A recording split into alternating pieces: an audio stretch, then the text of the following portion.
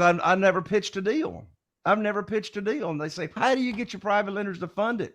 I call them up with the good news phone call. I separate the conversation between teaching the program and how they can earn high rates of return safely and securely and having a deal for them to fund. So when I got a deal for them to fund, I give them what we call the good news phone call. I call them up and I say, I got great news. I can now put your money to work. And bye. If you're a real estate investor and are wondering how to raise and leverage private money to make more profit on every deal, then you're in the right place. On Raising Private Money, we'll speak with new and seasoned investors to dissect their deals and extract the best tips and strategies to help you get the money, because the money comes first. Now here's your host, Jay Connor. Welcome to the Real Estate Investing Failures to Fortunes podcast, the show where we fearlessly dive into the untold stories of real estate investors' greatest setbacks and how they turned those failures into resounding successes. I'm your host, Kate Berry, and we're talking with real estate investors across the country to learn exactly how and why they failed and how they took that failure and turned it into a powerful lesson for their business. So come along with me, Kate Berry, on this transformative journey from failure to fortune. I invite you to join our supportive community where together we can inspire, educate, and motivate each other to achieve all of our real estate investing goals. Welcome to the Real Estate Investing Failures to Fortunes podcast. I'm your host, Kate Berry. On this show, we fearlessly dive deep into the journeys of real estate investors and agents all over the country who have a story to share where they have turned a failure into fortune. We're here today with Jay Connor. He is a real estate investor out of Morehead City, North Carolina, who's got a ton of experience and has a great story to share about his real estate journey, has become a really successful investor and money raiser, capital investor guy. And so we're so happy to have you here today, Jay.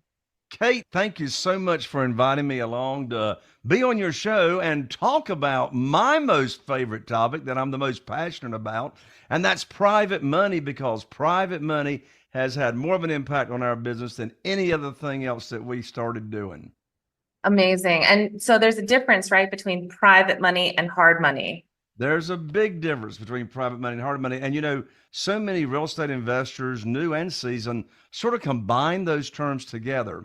But in reality, a hard money lender typically is a brokerage that has raised private money from individuals to invest in their fund that they, in turn, the broker then turns around and loans it out to real estate investors. But in this world, when we talk private money, we're talking about borrowing money from individuals just like you and me, ordinary people that loan their investment capital and or their retirement funds to us as a real estate investor. Very cool. This is really exciting. We haven't had a topic like this on the podcast yet, so I'm really excited to dive into it. I'd love to get started let's learn who you are. How did you get started in real estate?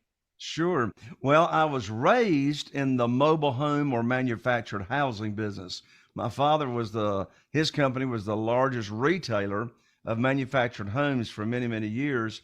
Well, the financing for that product went away in the early 2000s. So in 2000, I knew if I ever got out of mobile homes, I wanted to get into single family houses. And so in 2003, my wife, Carol Joy, and I, we started up the company. Our first year, we only did 3 houses. But back then, Kate, I didn't know anything about private money. I'd never heard of it. I didn't know anything about hard money. I mean, we're here in Eastern North Carolina, population 40,000 people. It's like you're over here at the end of the world.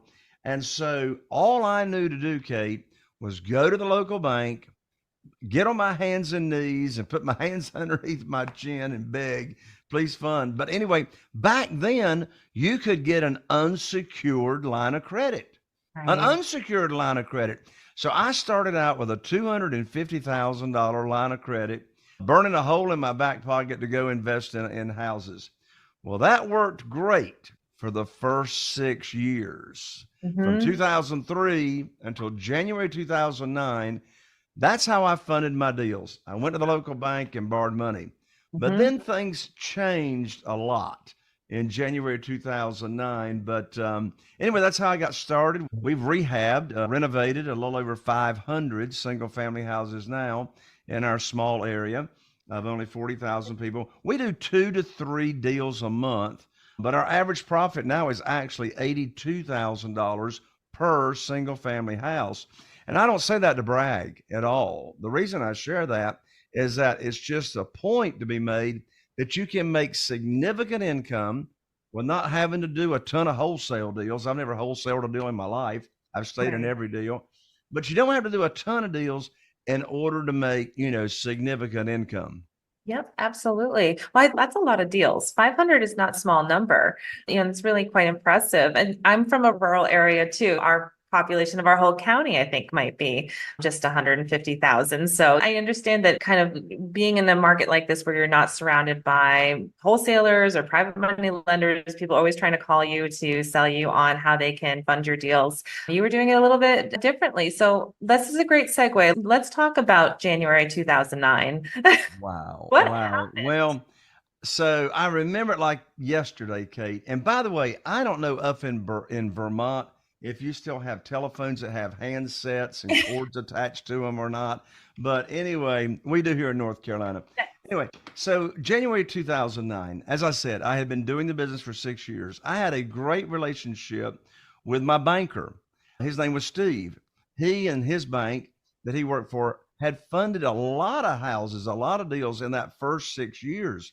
So I was sitting here, I picked up the telephone and I called up Steve, and I had 2 houses under contract to buy. And both of these houses that I already had under contract represented over $100,000 in profit between these 2 deals. So, as I had done on many deals before, I told Steve about the deals, the funding required, and I learned like that, Kate, that my line of credit had been closed, shut down with no notice to me. I mean, my first thought would have been, why didn't Steve call me up and tell me that I don't have any line of credit and I'm out here making offers, And by the Right. way, Kate, these people that go around and saying, oh, every problem's an opportunity, I want to throw up. I didn't have an opportunity. I had a problem. And Yeah. I said, Steve, why is the bank closing my line of credit? We've done a ton of deals together, got a great relationship. He said, Jay, don't you know there's a global financial crisis going on right now? I said, no, but now you have given me a global financial crisis because I got these deals under contract and I don't have any way to fund them. So I Oh, hung up the phone and I sat here for a moment, Kate, and here's a writer downer. I thought to myself and I asked myself a question, the power's in questions. I asked myself the question, I said, Jay, who do you know that can help you with your problem? And I immediately thought of a good friend of ours, Jeff Blankenship. He lived in Greensboro, North Carolina at the time. And I called him up and I told him what had just happened. He said, Jay, welcome to the club. I said, what club? He said, the club of having your line of credit shut down. They just shut me down last week. And I said, how are you funding your real estate deals, Jeff? He said, well, have you ever heard of private money? I said, no. He said, have you ever heard of self-directed IRAs? I said, no. So I hung up from Jeff. He told me a little bit about it. I studied private money and I studied how people can take current retirement funds that they already have and transfer them with no tax effect or penalty to a IRS approved third-party custodian, self-directed IRA, loan that money out and get all the returns either tax deferred or tax free. So I studied that. And Kate, I put my program together. What I mean by my program is I put together what I was going to offer individuals that I already knew, go to church with them. They're in my cell phone. We're at the Rotary Club. And I was yep. going to tell them how they could earn high rates of return safely and securely without pitching any kind of a deal at the same time. So what did I do? You know what, Kate? I've never asked anybody for money since 2009. And people say, Jay, how have you got $8.5 million available to you in private money without ever asking for money? Here's the secret. I put on my teacher hat, and my teacher hat is my private money teacher hat. So it's all about leading with education. Did you know? So my wife, Carol Joy, and I, we've got 47 private lenders right now funding our deals, loaning us money. And you know what? Not one of them had ever heard of private money until I told them about it. And none of them had ever heard of self-directed IRAs until I told them about it. And so instead of having one banker, we got a lot more. We've spread the risk, so to speak. So Sure. not one lender, we got 47. But in truth, it really did turn out to be the biggest blessing in disguise of anything that's happened in the business. I had to find a better and quicker way to fund my deals instead of relying on traditional money. And what I love about this world is we get to make the rules. The traditional way of borrowing money is you get on your hands and eat and beg. They make the rules. The lender makes the rules. Not in this world of private money. Totally. We met the rules. I set the interest rate. I set the terms, the frequency of payments, and then I teach that program to individuals. And another thing that I've never done, I've never asked for money, is I never pitched a deal. I've never pitched a deal. And they say, how do you get your private lenders to fund it?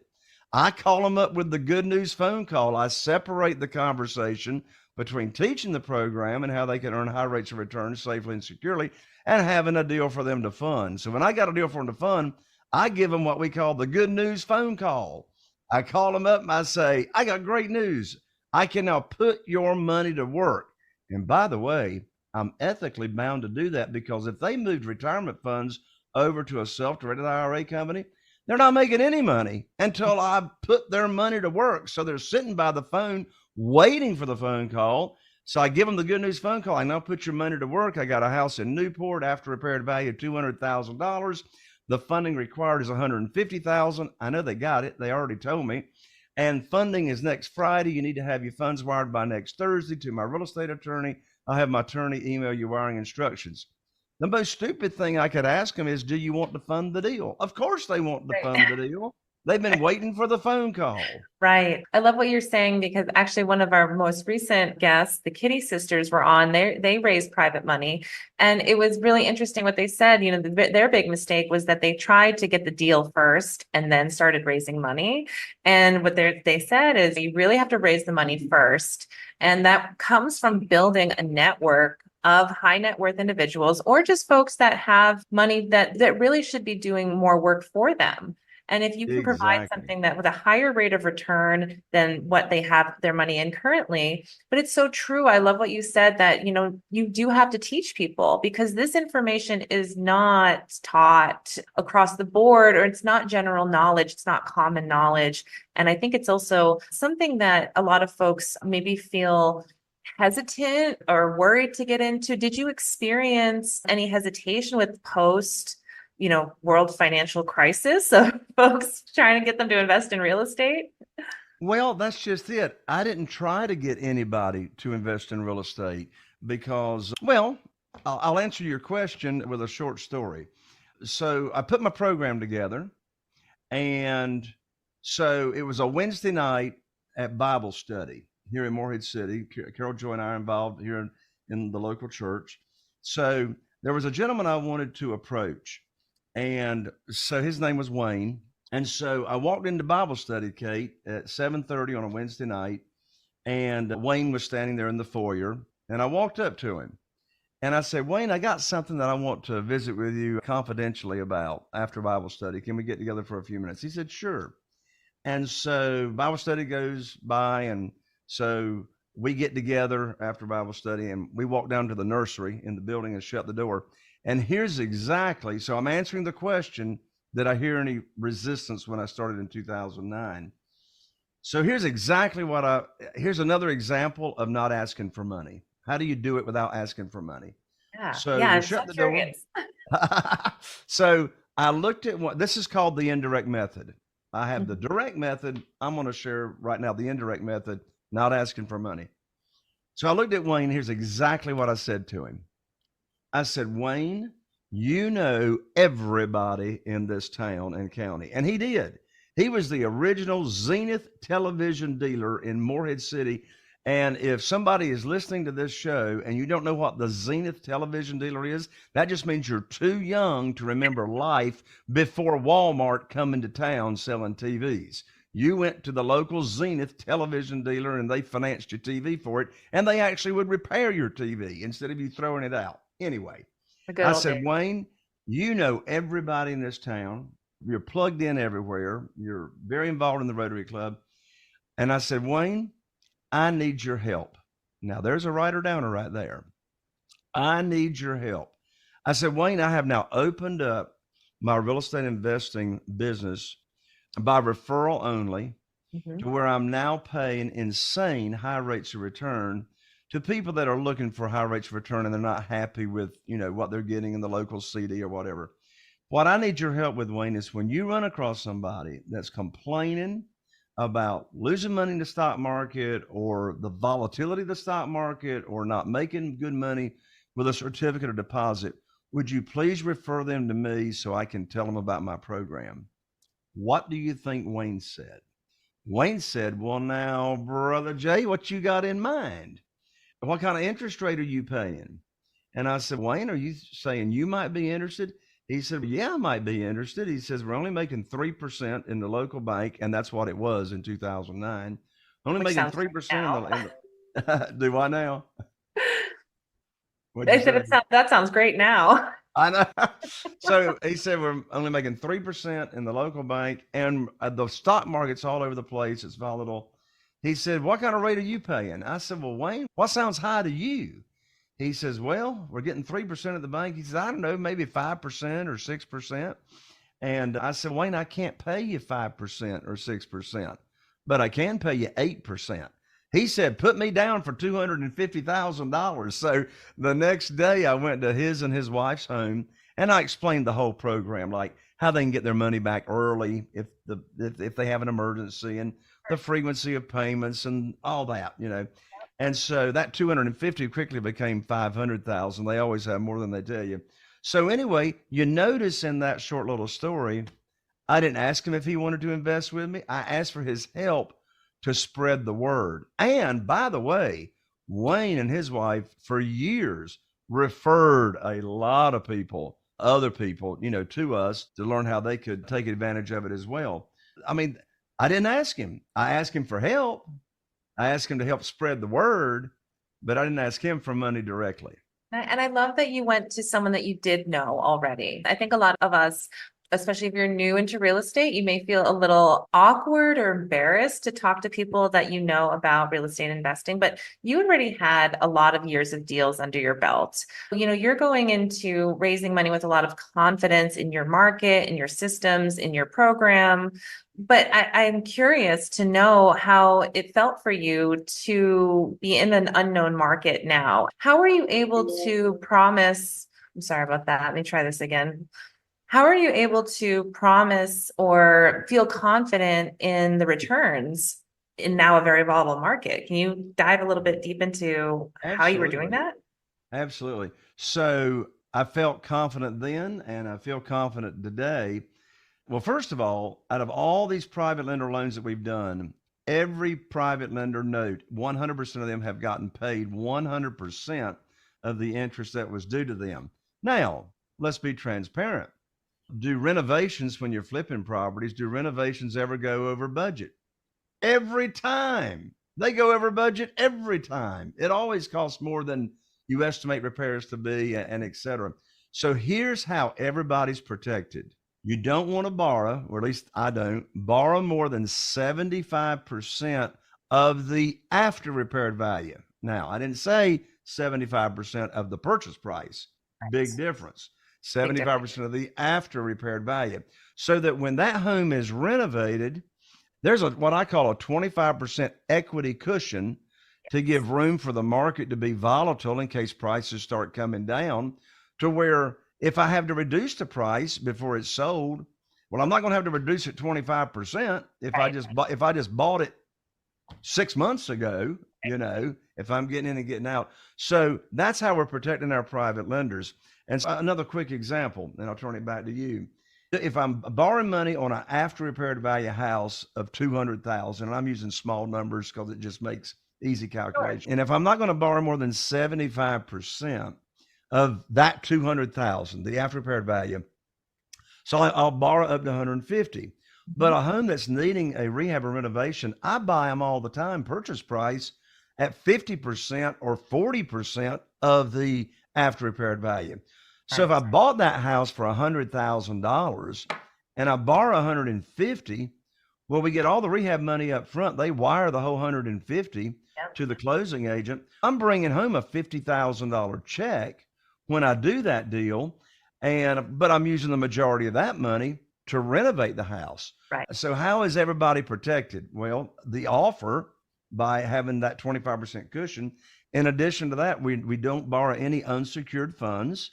Mhm. All of our private lenders get their own promissory note. They get their own deed of trust in North Carolina. Most people call it a mortgage, and that collateralizes the note. And so the bottom line is, if you are the borrower, here's another writer downer.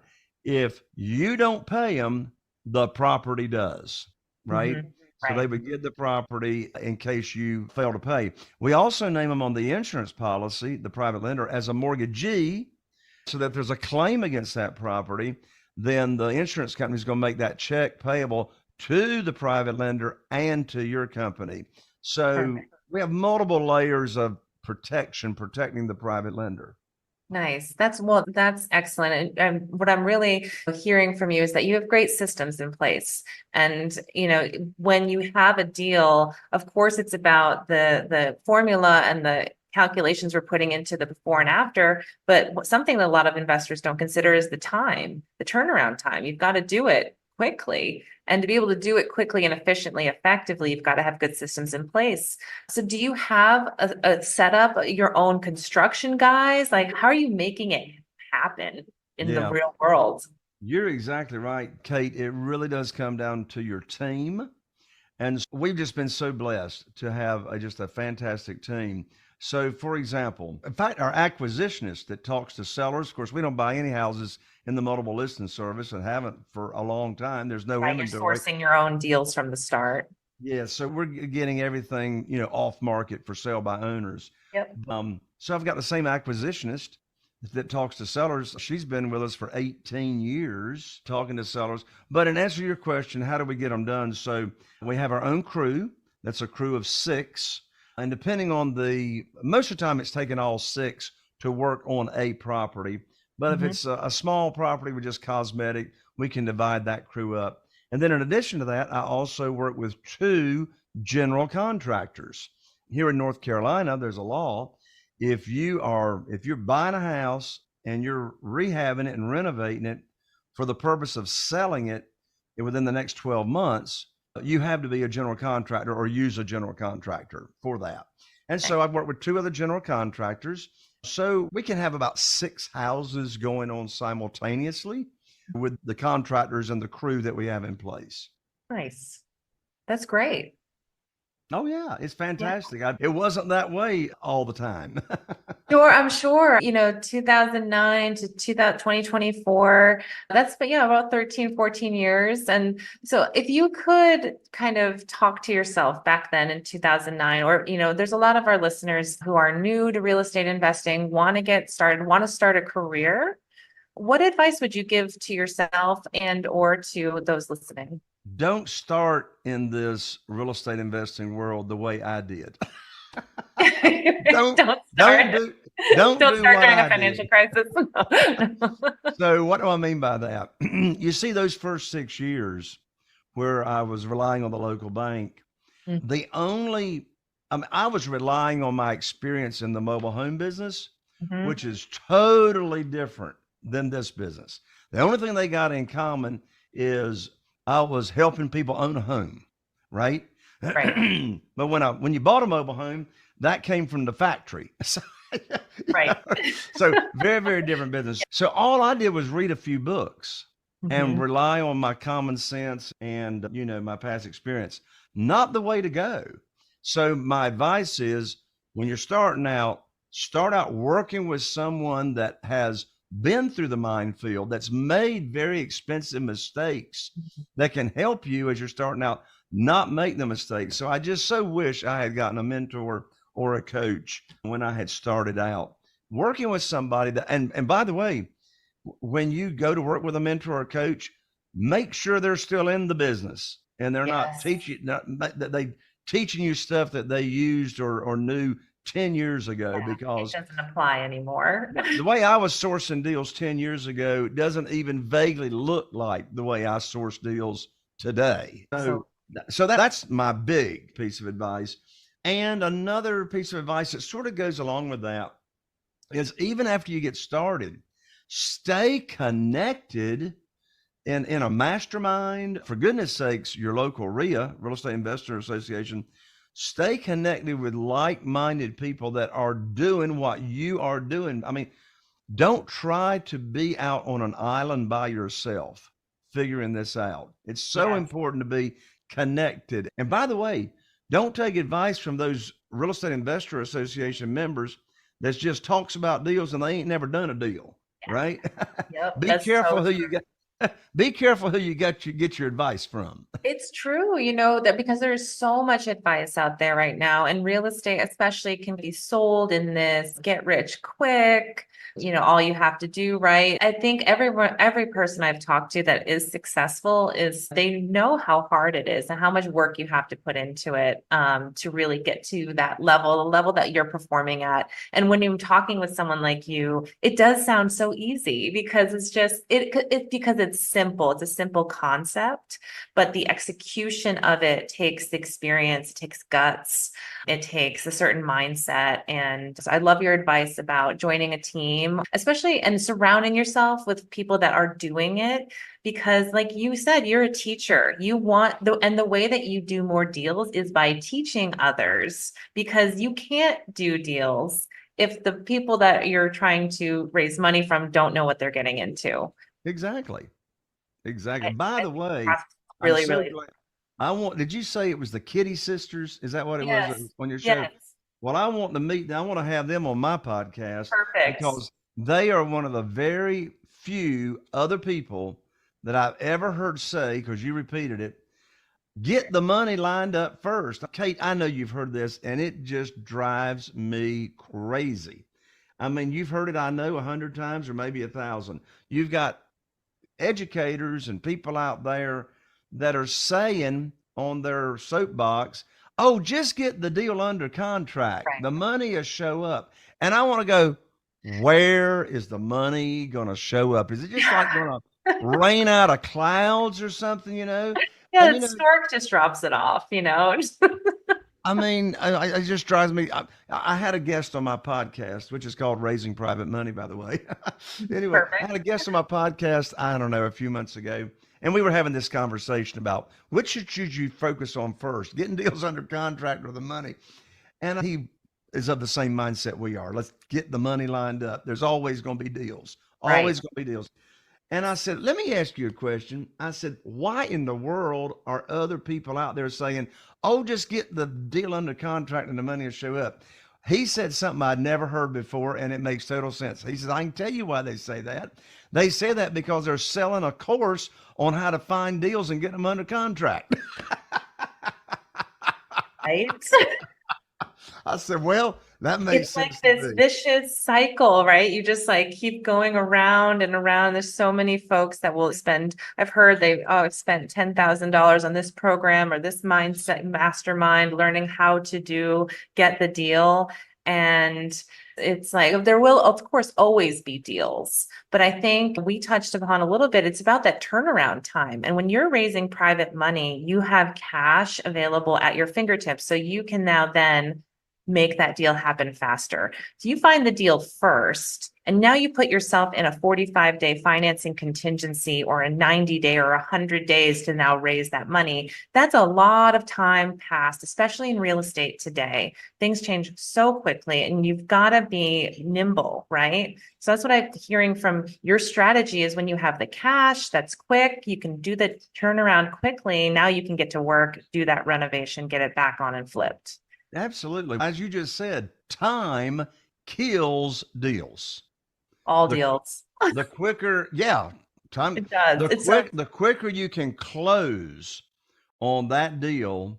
So Jay, we were just talking about your systems and how you're such an effective, you're an effective capital raiser, but you're also really effective at closing the deals and getting your investors their money back. And we were talking about how the time is so critical in this process. So can you bring us through a little bit the timeline for getting a deal to finish? How long does it take?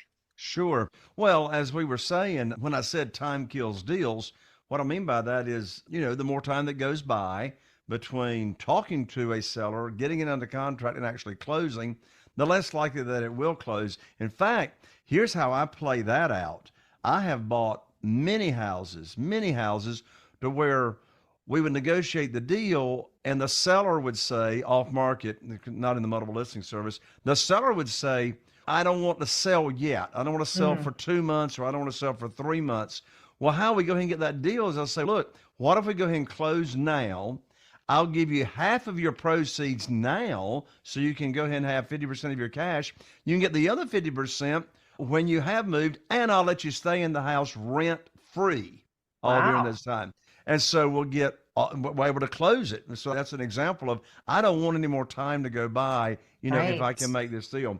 But in answer to your question, the timeline from start to finish, if I'm going to be doing a rehab or renovation, by the way, when you're going to do a buy and hold or sell on rent to own, that's called rent ovation, not renovation. Right? Got it.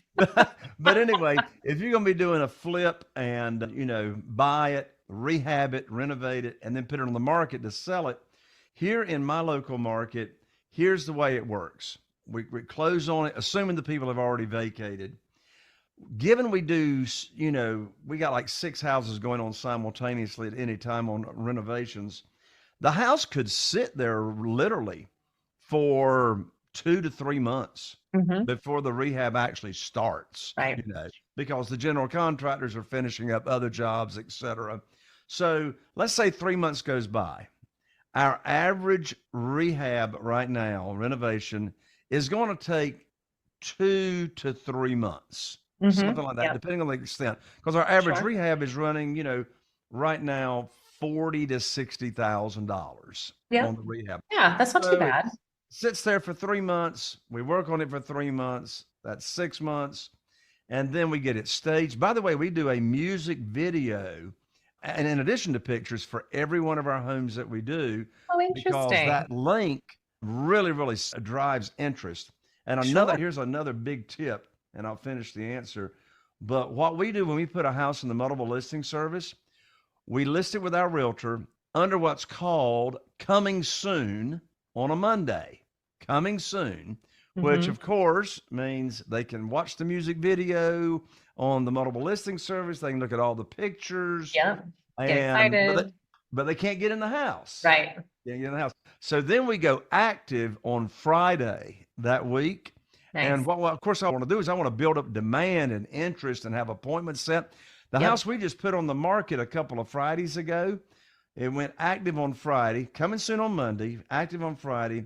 By a Sunday afternoon, we had 22 showings. Amazing. 22 showings. Just doing it like that. But anyway, back to answering your question. Buy the house, sits there 3 months maybe, start the rehab, that's 6 months, put it on the market. It could be 6 to 7 months before we're actually putting it in the multiple listing service. Closings typically are going to take no more than 4 weeks anymore these days. So we're probably in and out on average 7 months to 9 months, maybe 8 months. Yeah, perfect. And that's why you're saying you're doing about 5 deals a year, about 30. 6. 30. Yeah. 6 at one time. That's what you were saying. That's right. Yeah. So we'll do like 2 to 3 a month. Yeah. Oh, perfect. I love that you have such great systems around your time. And I think something else to note when we're talking about renovation timelines, a lot of investors leverage their the renovation costs. So especially if they're using hard money, right? So every month that you have loans to pay off for these renovations costs is eating out of your profit at the end. But you skip that whole process because you're buying them in cash. So you don't have the same carrying costs that necessarily someone who's using leverage is going to have. Exactly. Like with private money, there's no origination fees. There's no points. Right. There's no extension fees. I mean, the private lenders don't want the money back if you're, and so I'm not under the gun. Again, Mhm. like we talked about earlier in the show, we make the rules. Yes. The lenders aren't Yes. making the rules. So it really puts you in the driver's seat of your business and gives you just so much more control. Absolutely. It seems to me too that this is really the way to do flips because I see a lot of investors talking about the Burr method or, buying something using all other people's money in terms of leverage or hard money.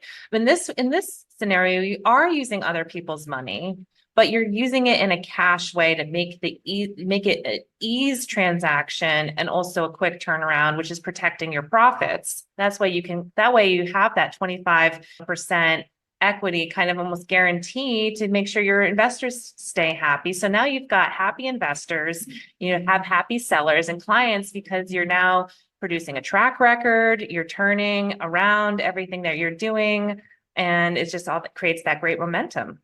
That's it. That's it. And I did not know all this when I started. Right. But that makes a good point.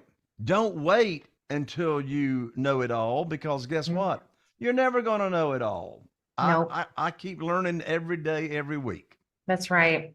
So let's bring it back full circle. What are you looking towards next? Are you just, or do you feel like you've perfected your system and you're keep going this path now? Or how do you view the current real estate market? Do you anticipate any trends? Do you have to be a little nimble right now? Or what's going on with your world today? Well, I like it when things tighten up because it gets rid of those that don't know what they're doing. True. Yes, absolutely. Clears the deck, clears the playing field, right? That's right. When I went through the 2009 thing that I shared earlier, that cleared the deck quite a bit, Sure. and it would have cleared my deck. Right. We always have a choice. We always have a choice. And I could have gone to the house and said, I've lost my line of credit at the bank. Oh, well, can't Yeah. get deals funded anymore. So that right there is probably one characteristic of successful real estate investors, and that is resiliency. Absolutely. Resiliency. Because as you very well know, Kate, if it can go wrong, it's going to go wrong, right? So that's another big reason to surround yourself with people that know what they're doing, what you're doing, because that's what I did. I reached out to my friend Jeff and I said, what am I going to Right. do? What do I do? And there's a lot of value in admitting and taking action on when you need help. Absolutely. But what's next for me? I'm just so passionate these days about being on a mission to share my knowledge and my experience on raising private money with as many real estate investors as I can. My wife, Carol Joy, and I, we're traveling quite a bit right now, speaking to real estate investing groups. Say a week from Monday, I am doing a Zoom presentation to two of the largest real estate investing associations in the nation. And so that's really the business we've got, the real estate investing business, I'm in it less than 10 hours a week because of the amazing team that we have in place, which Nice. allows me to really go for my passion now. And that's making a difference in other people's lives, giving back and making an impact. That's fantastic. I love that. I think that's really great for our listeners to hear too. I think those that are most successful are the most willing to share how they became successful.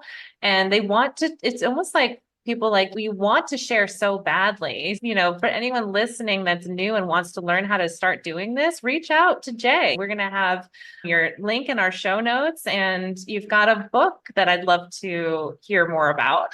Absolutely. So it was painful. It was painful. But anyway, I finally finished my book. It's a bestseller on Amazon. It's $20 on Amazon, but your listeners, Kate, get my book for free. Just cover shipping. And it's not an ebook. It's like a book. Believe it or not, the Postal Service is still in business. But anyway, the book is called Where to Get the Money Now. Subtitle, How and Where to Get Money for Your Real Estate Deals Without Relying on Hard Money Lenders or Institutional Money.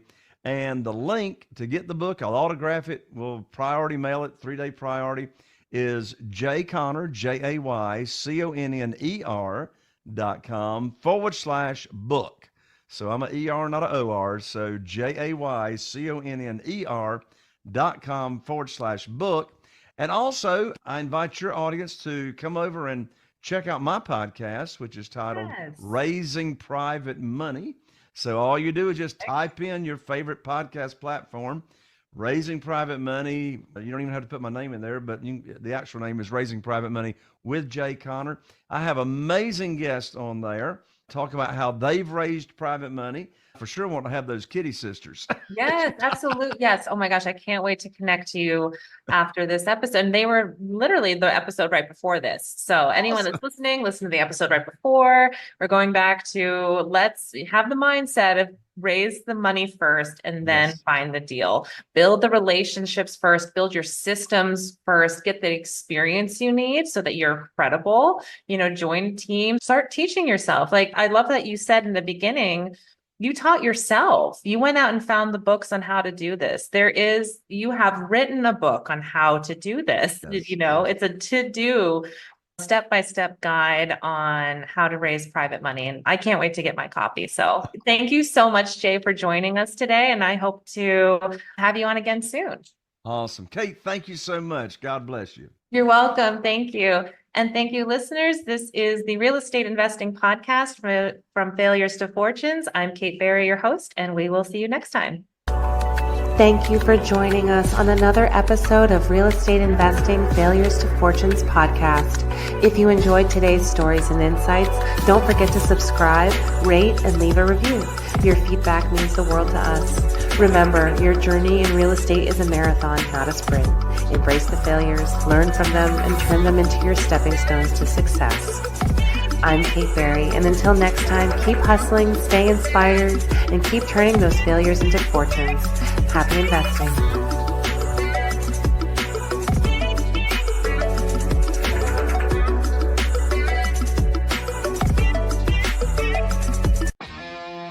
Are you feeling inspired by the knowledge you gained in this episode?